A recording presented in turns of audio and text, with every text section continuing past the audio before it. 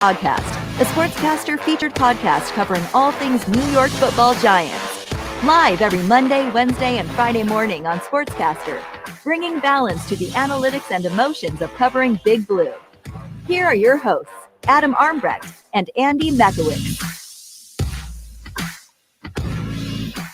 Yes, friends, and it is myself, Adam Armbrecht, on a Monday morning for another edition of OGP, of course, coming to you live on YouTube for our Monday session.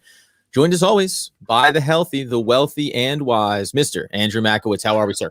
I'm all right. I'm still licking my wounds from Saturday night. My beloved Syracuse Orange were defeated by Houston in the Sweet 16, so the Cinderella run is no more. Let me ask you a question here, because, I mean, what an embarrassment, first and foremost, obviously. We all get that. Listen, should Jim Boeheim be on the hot seat? Maybe. Do you have concerns when your head coach is bringing in his son? Yeah, of course you do. It's not what you want to see. But on the real side of it, do you think I don't know why put salt in the wounds? It doesn't impact my day at all. Cold, Adam. Do you think that Syracuse would have made it as far if Duke ended up being out of this tournament almost immediately because of COVID? Like, did Syracuse get further than maybe anticipated? If some of the other teams, if all teams had been in the tournament, could they have been bounced out sooner? Yeah, I mean, this was not one of the best Syracuse teams. We were just lucky to be in the big dance. Listen, I went to it and said, let's make the tournament, win a game in the tournament. They won 2 games. It made me happy. It extended the season. Had me conjuring up what could be, but they were just not a great team this year. They have a 5-star recruit coming in next year. I'm excited about next year, but to your point, yes, I think this wonky season created a bunch of different teams that are making it. Like UCLA is in it, and USC are now down to the wire. So anything can happen in March Madness, especially during a pandemic. So you better believe it, sir. Wow. The lights, the brights, the hardwood courts, the hoops, the swoop. I don't know.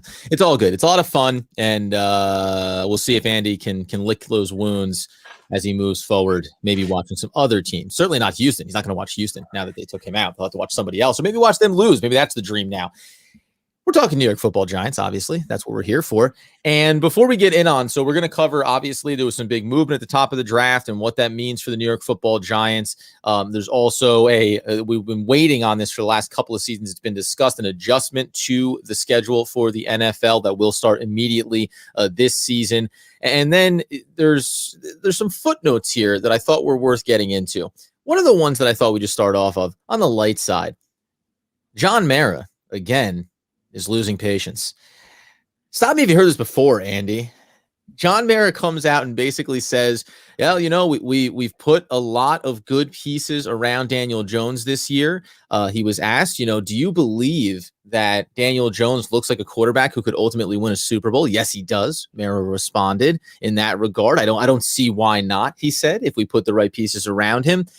The last 3 years, 4 years, maybe 7 years, maybe for the last 20 years, John Mara every offseason has come out and said, we like what we did, and I'm losing patience. And what has he become a bit of a caricature? Because it feels like it. Like 5 years ago, I used to think of John Mara as kind of the head figure of the New York Football Giants organization. But then through the debacle with Eli Manning and how they handled his retirement and his exit and starting, getting benched and all those things, it seems like the emotions of owning this football team and the investment of it has taken him off track and maybe hindered the ability of a Dave Gettleman to do the best things for the team in the offseason or in a draft class. Where do you stand on John Mara? Because to me, he's kind of like my funny old grandpa that comes to the party and starts telling you about the way things used to be. I am all in on what John Mara is saying. I can't agree with him anymore. I should have known. I can't agree with him anymore. Adam, if I was the owner of an NFL team, a blue blood NFL team, and I had the worst record over the last 3 or 4 years in the entire league, I'd be losing patience too. It's okay for the Jaguars to be toiling around and being 4-12 every year. It's not okay for an institution, a blue blood, one of the premier teams in the league to be as futile as the Giants have been over the last couple of years. So for me, I'm all in. And plus, John Mara is 66 years old. He's getting a little bit up there in age. He's like, I He's don't only have. 66 years old? Yeah, he's 66 years my old. God, the Maras, they must be in the sun a lot. Leathery. But He I looks mean, like a well-tanned, a saddlebag from your favorite horse, Lucky. I love what John Mara is saying because he's right. He's like, listen, we gave you the franchise quarterback. We spent all this money. Well, our division isn't that good. I'm losing patience. Like, how long is it going to be until we get back on top and win another division? So for me, I actually love it. I think it's great. It shows that this organization doesn't stand for mediocrity. Like, that is the one thing I get from this. All right. I'll take it. Listen, go with Andy's perspective. That was way more positive and enthusiastic than clearly I was taking it. I looked at it more as like, this is, he's the Charlie Brown after Lucy pulls the football. This is just, but with no real plans to throw some mud in Lucy's eyes or to get somebody else to hold the football for him. But the fact that he's only 66 means that we have years to come of these type of statements from John Mara. Listen, I hate to pick on the Jaguars, but Shad Khan owns the Jaguars. He cares more about like trying to play a game in London than like winning football games. They can't fill the stadium and they have to make tough decisions about blacking out NFL games in Jacksonville. So you're not going to have Shad Khan come in and say, I'm losing patience with how this team's performing, because nobody cares about the Jaguars, at least with the Giants playing in the New York market and being one of the premier teams that's won multiple Super Bowl championships. I love that we don't stand for the types of things that other teams in the league would. Sure, but I'll just say real quick, Jaguars are on a pretty impressive path here as the draft is about to approach, as far as where they're going to be looking in their outward projections. And also, never insult a man with a mustache like that. You're playing a very dangerous game, and one that you will lose. On the other side of things, the NFL officially, via Adam Schefter, hasn't made it official, but it is all but official that the NFL season is going to move to 17 games starting this very year. And with that, the Giants could easily get to 8 wins. I mean, come on. How hard could that be? We're getting an extra opportunity, extra swing at it, one more crack at the bat. What are your thoughts as we looked at it? We wanted to get a visual up for this one because, and maybe I'll try to find it in post. The chart and diagram, and I'm so sad that I didn't get to see it, because with the background in graphic design, Andy told me, God, this is a graphic designer's wet dream when you have color-coded stars and cubes, and if this happens, then draw the arrow. It was like an IHOP children's map to treasure, apparently, that laid out the landscape of who's going to play who in this upcoming season for the bonus game. It was wonderful because it was just a convoluted way of showing what we could have just put one line for each team. Instead, it's like shapes, color coordination, AFC, NFC. It was brilliant. But essentially what comes down from the Week 17 game is that the NFC East will play the AFC East, presumably, and the Giants end up drawing the up-and-coming Miami Dolphins in that Week 17 game.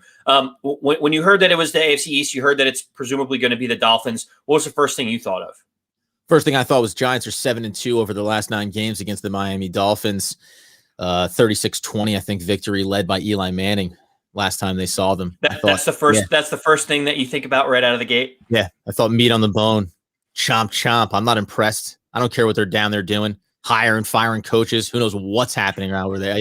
Tua Tagovailoa, more like Tua gonna not be in the league next year. No, the first thing I thought was it's interesting to move to a 17th game. This is what players, they want to put there. They were willing to do this if it meant less for the preseason. We've talked about how many reps you can put players through and all that stuff. There's probably a big share for players involved in this as well, just as far as, figuring out the mechanics of getting players to agree to this. And that's the one side of it. The other piece, I guess, is adding in the 17th game. For me, the more games you play is the more likely that the better teams make it that should, right? Like, and I don't.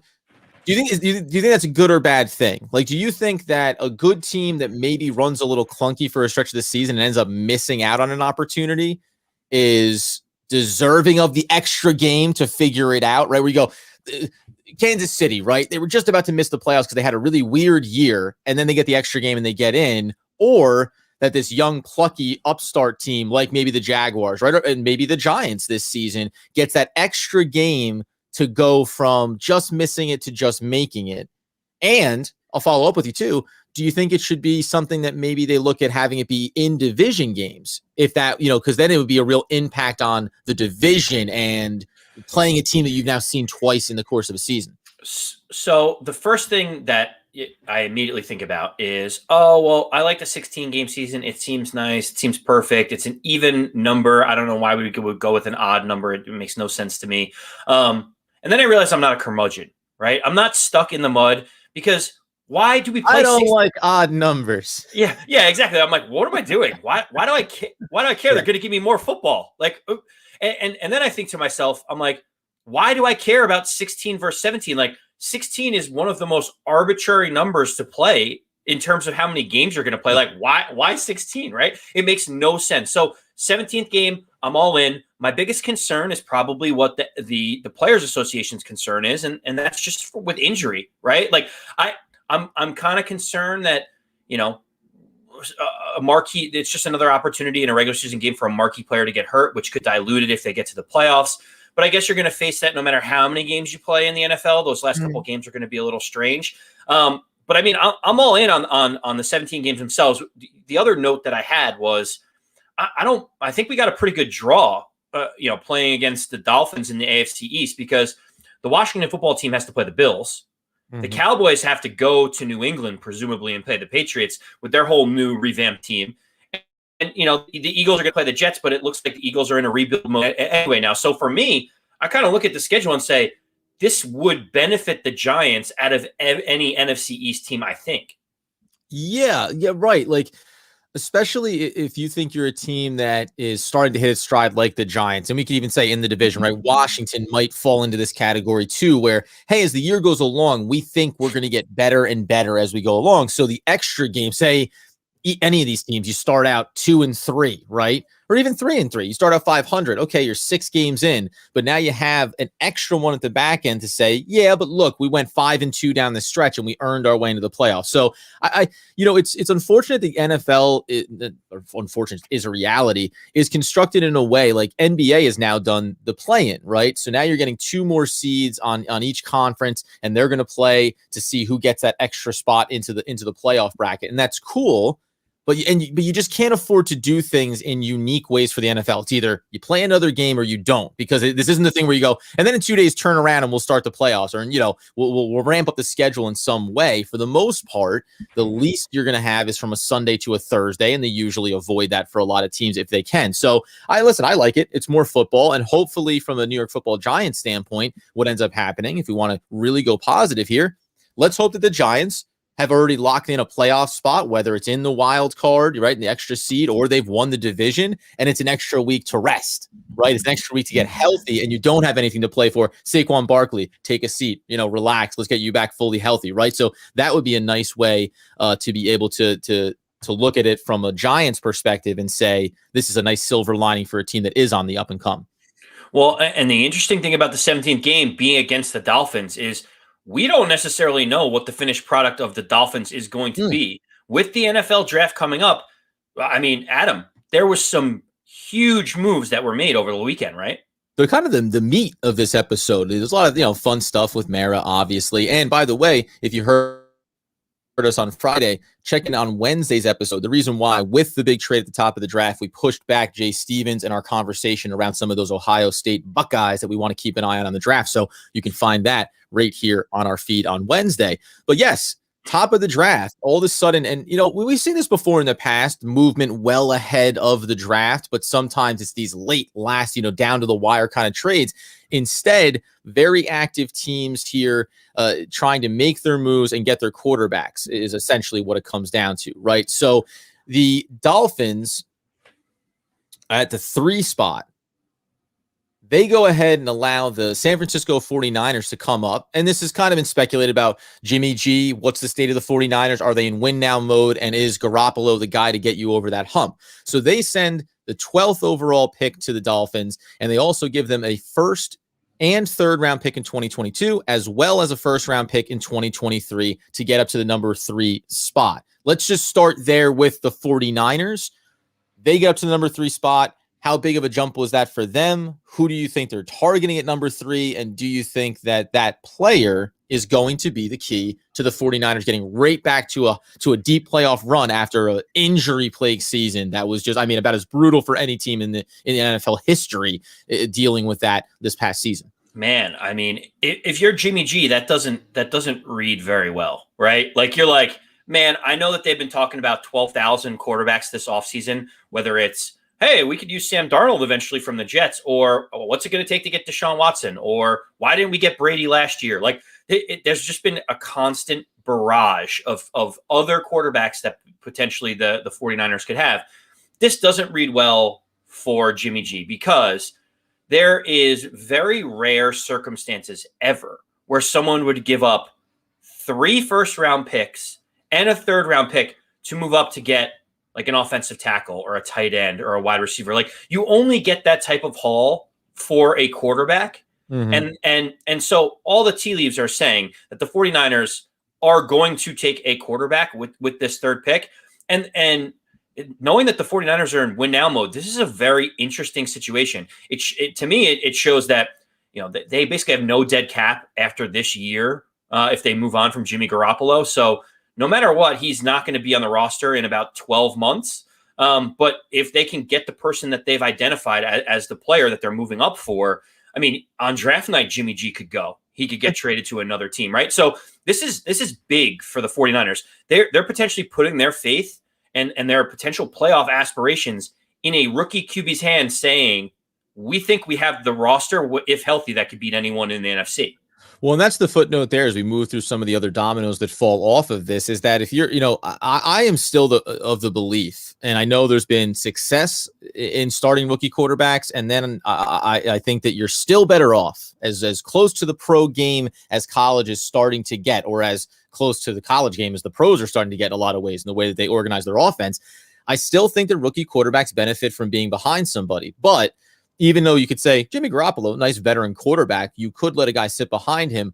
I hesitate to think that's the case, because the 49ers are a roster built to win now. The only thing I can see is, again, you know, it's funny because it ties into the 49ers with Alex Smith years ago, right? So the idea of you get yourself in that you're a good team, you go as long as you can, and then at a certain point you say, well, it's time to make that move. We think we have an opportunity by going to a young player and giving ourselves a chance to get over the hump in the playoffs. Maybe that could play itself out. It's $26 million cap hit for Garoppolo. Technically, the 49ers don't have to move him. I think it just comes down to, is New England interested? Do they want to maybe take a ride at that? And that's, by the way, Colin Kaepernick is the move that the 49ers made at the time from Alex Smith, going to him to try to get that deep playoff run, made it to the Super Bowl, came up short. One last question for you. This is wild to think about, but, you know, Jimmy G was in the Super Bowl, you know, 18 months ago, you know, however, you know, last year before Tom Brady wins, right? Mm-hmm. And now you fast forward, and do you think that the San Francisco 49ers looked around and said, we're drawing dead with Jimmy G as our quarterback. We're going up against Russell Wilson, Matt Stafford, and Kyrie 6 times. They all will be the better quarterbacks in those games against our quarterback. If we don't do anything and make a move now, we're stuck. It's not like, you know, Stafford just came here. He's going to be here for a few years. Kyler just got drafted. Russell, there's a little bit of question mark, but he's still in his prime. Like, if the 49ers don't get their quarterback, then I'm wondering if they think we're drawing dead because we're paying Jimmy G $25 million. Let's get a rookie QB and fill out this roster and see if we can run with it. Yeah, I'm of two minds about it. On the one hand, yes, because for everything you said, you look around the division, the competition that's going to be there. Again, on the other hand, though, this is an older roster for the 49ers. They have a lot of defensive talent, obviously. And in a world where they keep Jimmy G and they're just thinking about the future, though, right? Garoppolo is not the future. We're going to need the rookie quarterback. It comes down to me, them saying, we really liked, say it's Trey Lance, say it's Justin Fields, right? We like one of these quarterbacks. We want to get them this year. This is our next franchise quarterback. Then you can kind of separate it from what's going to happen in the short term versus the big picture. This is just saying, this is our franchise guy. We want to make sure we go get him. So obviously this is going to play itself out very early and in training camp, and who knows, could be another domino to fall as far as where Garoppolo goes. But it's a very interesting set of circumstances there for them. The other piece, right? There's a couple other teams here that we want to get into. The Dolphins, obviously. And then there's a division opponent that ends up kind of coming out in the wash here too. So the Dolphins turn around from the 12. They get back up to 6 by sending the 12, the 123, and a 2022 first-round pick to the Eagles in exchange for that number 6 pick, as well as the 156th pick in this year's draft. For me, let's start with the Eagles real quick, because then I'll cover the Dolphins and then another team at the top that I'm curious around. For the Eagles, what did you see from them in this move where they end up backing out of the top? They fall right in behind the New York Football Giants. Is this just a full signal of, we know we're in a rebuild, we know we're strapped for cash, and we know we like Jalen Hurts? Like, that's also what they're saying, because they're going to come completely out of that top range for those elite quarterbacks. Yeah, that's how I'm reading it. I think they're saying full reboot. We have so much dead money from Carson Wentz that's just sitting on our books right now. We're not going to really be as competitive as we'd hope to be in this upcoming season. So let's really set ourselves up with assets the following year. When we clear up a lot of Carson Wentz's cap money, we still have Jalen Hurts on a rookie deal, and let's give him a full shot to be the quarterback. And so it is interesting that moving back from 6 to 12 netted them a first-round pick. They're still going to get a premier type of player, but it's not like the Eagles are one player away from getting to where they need to go. So I actually like this move for the Eagles. Pick up a first-round pick, get a starter still at 12. They're going to be looking at similar players to who the Giants are at 11. And give yourself an extra pick the following year when you may be able to go out and get some free agents because Carson Wentz's cap hit's gone, and you have an extra first-round pick to go do whatever you need to do, get another weapon or a tackle or something like that. And footnote as well is that the Atlanta Falcons are a team speculated to be willing to move out of the top of the draft as well. So if you are the Eagles and you look there and you say, well, maybe one of these quarterbacks falls, there's still a spot ahead of you that a team can get to go get a quarterback if they so choose. And that becomes tricky too, I think, if you sat there and said, well, maybe, and by the way, it speaks to what we started at the top. Is your team ready to bring in a young quarterback? I know you want to get the quarterback, but how far away are you? Even if they don't like Jalen Hurts and you maybe want to get a quarterback, we're miles away from being ready to compete. Why put a young QB behind a difficult set of circumstances? So interesting to see how that plays out for them in the short and long term. The Dolphins get themselves back up to 6, and this is where it makes a ton of sense for them. I'm not going to get into it. You can do your own legwork on the other side of this about Dave Gettleman and the draft when they took Saquon Barkley, offers that were on the table. A lot of comparisons getting drawn here about the value that the Giants could have gotten in that draft class. For the Dolphins, you dance around the board. You ultimately put yourself back at the 6th spot, and for me, now you can say, all right, so this is teams surging to the top to look to get their quarterbacks. So Trevor Lawrence and Zach Wilson, and maybe it's Trey Lance. Maybe it even ends up being Justin Fields in spite of falling a little bit. Now it means that if you're the Dolphins, you want Jamar Chase, it could very well be there for you. You want to go ahead and take Kyle Pitts.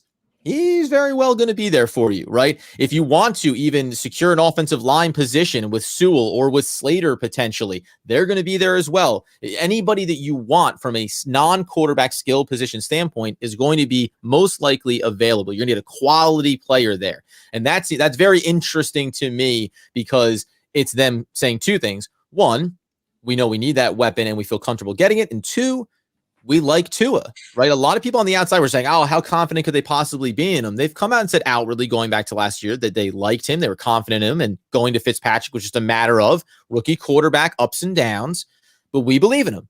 This move to me, at least in the short term, is a commitment to that quarterback and saying, once we add this weapon here at the top of the draft, watch what he's capable of doing now as this team continues to get better.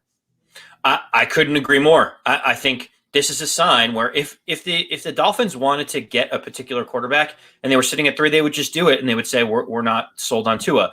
They are saying we need to give him more weapons, not bring in competition for him to make him better. And it's a great move. The Dolphins continue to acquire assets and haven't really had to give up anything for it. They moved back from 3 to 6, pick up a first round and a third round pick basically to facilitate all of this different movement.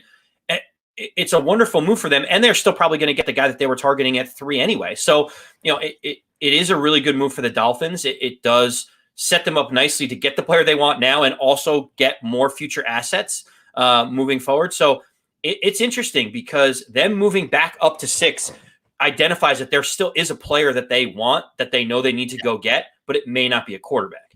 100%. Now, the other team here, as we'll talk, we want to get into obviously how this impacts the Giants potentially and what they're going to do. But the last piece was that the 49ers moved up to 3. And everybody, and I said it to you before we started, shout out to Chris Carlin of the ESPN network. He was the only guy that seemed to stand against a narrative of, well, if you're the 49ers, you obviously went to the Jets and said, we're willing to come up to 2. And maybe it's for Zach Wilson, who seems to be the clear number 2 quarterback in this draft class now. And that if the Jets said no to that, then automatically check the box. The Jets are going to take Zach Wilson. That may be very likely, but I don't think that that's a lock. You can just, to me, you still have the Carolina Panthers, who are going to be a QB needy team. You potentially maybe have a team like Atlanta that could be considering going the quarterback direction, though all indications are they're not. You can even look a little bit further down to the Denver Broncos, who are definitely in the market for a quarterback and what they may want to accomplish in this draft class as well. So now you say, okay, if you're the 49ers, and this is where it does get interesting overall. If you're the 49ers, you came to 3. If you wanted to go to 2 because you wanted Zach Wilson, then I can say, if you don't get to 2 for Zach Wilson, why are you going to 3 then? So you're just settling for one of the other quarterbacks? That doesn't seem very, that doesn't seem like smart football to say, we'll take any one of them. No, you probably have your number 1 target.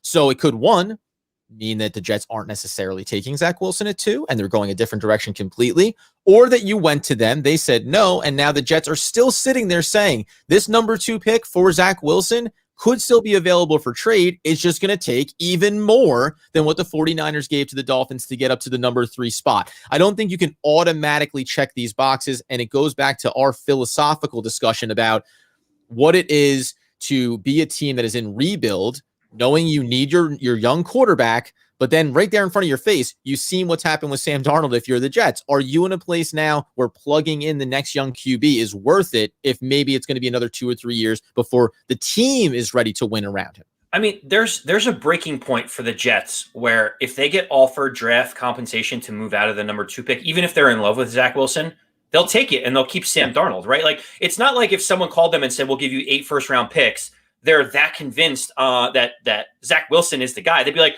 no, we'll take all those picks. Thank you. And we can build such a good team around Sam Darnold and give him a legitimate shot. So, I'm not all about the hyperbole of the Jets are absolutely doing X because the 49ers did Y. The other piece of it is the other conclusions that people are drawing to why the 49ers are moving up to the 3 spot. And what I've read in multiple places, and Twitter loves to do this, is they were thinking about the rookie quarterback on a team that's ready to win now. You probably want the most polished, most experienced guy that you could possibly get to be able to lead the team. And now the rumors are that the 49ers may be moving up for Mac Jones of Alabama at the number 3 spot. So like now here's another crazy rumor that it's like he's the most seasoned, the most polished, and that's why they're doing it. All I will say is nobody knows who it is that the 49ers want yet. Nobody knows definitively that the Jets are taking Zach Wilson. There's probably a lot more movement that's going to happen, and I think there's going to be more surprises for people coming up, at least for those teams that need a quarterback. Yeah, specifically Carolina and Denver still want to see what are their intentions, because you may have to leapfrog somebody, even if it's one another, Denver to get over top of Carolina to get the guy that they're after. That's a little bit of a taking Mac Jones, and if you moved up for him, obviously, but has a New York Giants kind of ring to it, right? Taking Daniel Jones at 6, everyone's like, Mac Jones clearly not the guy out of this draft class. He's more the middle of the first round. Maybe you get a value pick there if you're selecting him. So be very interesting if the 49ers ended up going kind of quote off board here with what some of the top hierarchy of quarterbacks are. Then we talk about, and interestingly enough, the impact on the New York Football Giants with some of this movement at the top of the draft. And I'll do a quick little side note here. We're going to wrap ourselves up on a Monday morning soon, but the pro day, which for whatever the projections and all these guys, right? But Mel Kiper came out and said pro days mean nothing. As they say, this guy's throwing against air. So what are you supposed to glean from it? Nevertheless, though, watching Zach Wilson roll out on the run to his left and throw back across his body, it is an impressive throw, right? He makes that pass on his pro day. A lot of people around Twitter go, only a handful of dudes, Mahomes, Aaron Rodgers, that can make a throw like that on the run, going the wrong way, across his body, 40 yards downfield. And I wish I could credit it, and we'll do it on the next episode. Someone threw up the tweet with the video of Daniel Jones against the Tampa Bay Buccaneers rolling to his left on the run, throwing back across his body, 30, 40 yards downfield for a dime of a completion. And it just, listen, for Giants fans that want to believe in Daniel Jones, as Andy and I do, that's just a great way. It's one to suck the air out of some of the, the hype bubble that people are pumping up around a pro day pass. And it is also a really nice feather in the cap of Daniel Jones. And a reminder, this dude can make these throws. We've just been waiting for time, right? And just like Zach Wilson, you have all the time in the world when you're throwing at a pro day. Well, the most ironic thing about all this is that they also found a clip of Sam Darnold against the 49ers, dodging 2 tacklers, like almost getting murdered in the pocket, rolls out and does the exact same throw that Zach Wilson did. They're like, hey guys, do you want a quarterback that can make that throw? Because you have him on the roster right now. And for Daniel Jones, for Sam Darnold, for Zach, any of these guys, right? It's not about being able to make that one throw. It's every other throw in between the counts. So, that idea, I think, too, is a little bit of like, a lot of quarterbacks can make that throw. It's that they do a lot of bad things before they make that throw, so you don't get as excited about that. This is the hype that happens at the pro days where someone jumps a little higher or throws a ball that you're like, wow, that's incredible. But it doesn't really mean anything in the grand scheme of things. When we talk about what this means for the Giants, I think there's a couple of really key points here. The first one I wanted to make is a team that was sitting behind the Giants in the San Francisco 49ers traded up to the 3 spot to presumably take a quarterback. That's great news for the Giants. That is wonderful news, because what that's starting to show is that people are moving up further and further in the draft to get their franchise quarterbacks, which ultimately means that more players that the Giants are interested in are going to be available, and it creates more options for the Giants.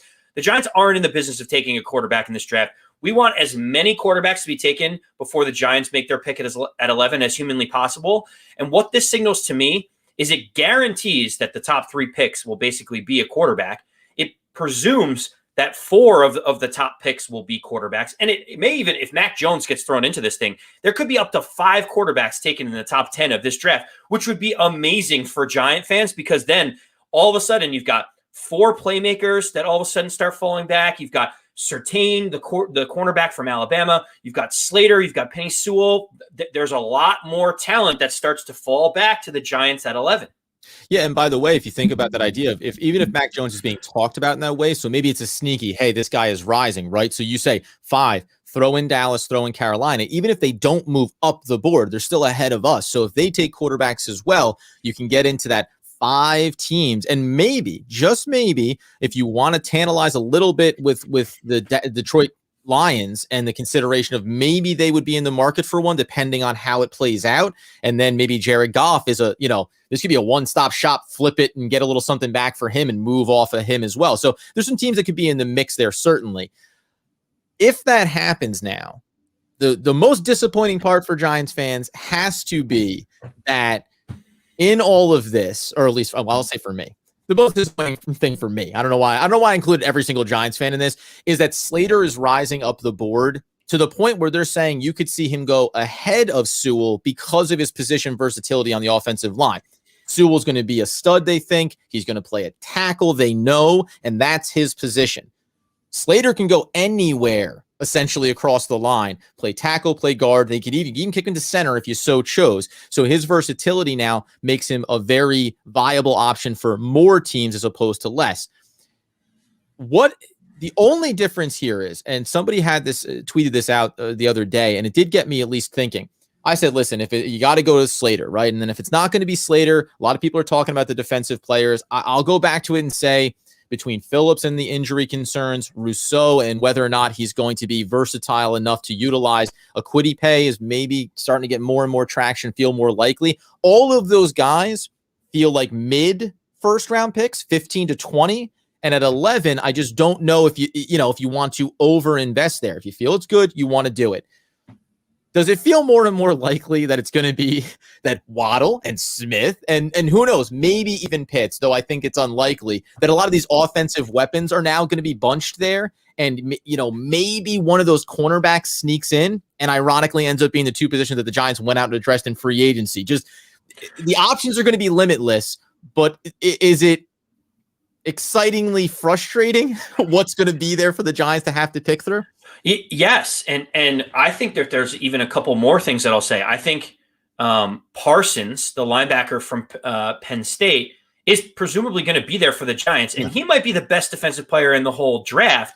But the off the field concerns have been whispered about with him, and me after crucifying Dave Gettleman for the DeAndre Baker move. I have to be consistent in what I say, and I say if there are these red flags and you're going to be consistent about all this stuff, we may need to move him off of our board if you think that there could be an issue. So I think he might be the best defensive player in the draft, but do we want to go down that road of investing a first round pick again into someone that we don't know if is going to always be available to you?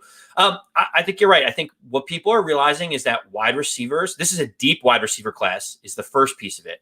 The second piece is we've talked about all the different tight ends that have been drafted in the first round that haven't really worked out. Wide receiver also, you find a lot of guys in the late first round that get drafted like a Justin Jefferson, and they come in and they look amazing right away. You can find value in the mid to late first round, so you don't need to invest a top 10 pick in a wide receiver position. So it's going to be really tough for the Giants. As you said, Adoree Jackson comes in. The need for a cornerback, not necessarily there. You go get Kenny Golladay, a big number one wide receiver. Is wide receiver something that you need in the first round? I honestly think it's still offensive tackle if we can get it. I don't know if anyone ever has been too upset with too many good blockers for guys like Saquon Barkley and allowing Daniel Jones to have time. So it still isn't a sexy pick. I said it at the beginning. I still think it's offensive line at 11, Adam. It really does need to be. The question becomes around Vera Tucker and how you feel about some of these guys behind him. I was big on Wyatt Davis, but he does have the knee injury concern. Certainly, you'll see how teams feel about him and where he comes off the board as well. As we get ourselves out the door, a special shout out to Joseph Clark, who's been, since we started really getting consistent on YouTube, this guy shows up. He shows up early and often. We really appreciate it. He's been in on the conversations. And over there, he mentions Ojulari as being a potential target for the Giants as well. If you're going to go that route, you can even go a little bit deeper into the draft class and say, guys, like I said, Joe Tryon in the second round, right? If you like the player, go get him. There's nothing, that's all I care about. Get a quality player. Follow us on YouTube. Download, rate, review, and subscribe to the podcast wherever you get your podcast needs fulfilled. We'll be back on Wednesday with the Buckeye preview with Jay Stevens. Until then, as Andy Makowitz wants, needs, and demands that the people know. As always, let's go Big Blue. I'm so close on this, and we're going to get there. See you next time, friends, on OGP.